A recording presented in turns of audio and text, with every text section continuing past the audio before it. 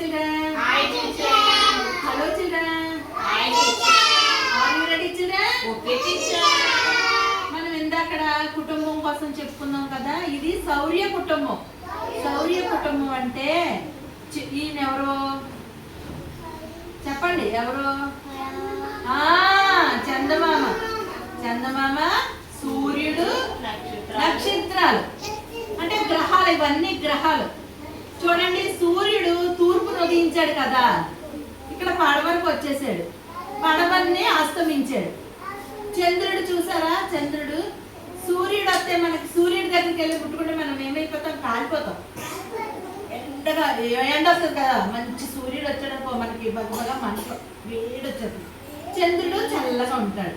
మనకి దిక్కులు ఉన్నాయి కదా, దిక్కులు ఎన్ని? 4.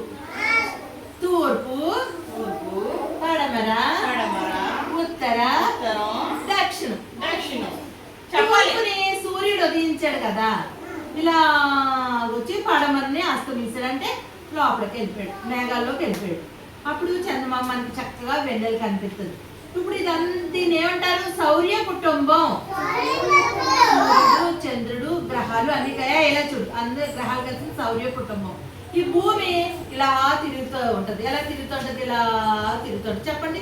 రోలి పోలి రోలి పోలి అని పాట పాడుతుంది కదా, అలా తిరుగుతూ ఉంటది.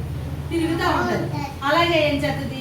తన చుట్టూ తను తిరిగి భూమి మన భూమి మీద రౌండ్గా తిరుగుతూ ఉంటది, కానీ మనం పడం. దీన్నే సూర్య కుటుంబం, శౌర్య కుటుంబం.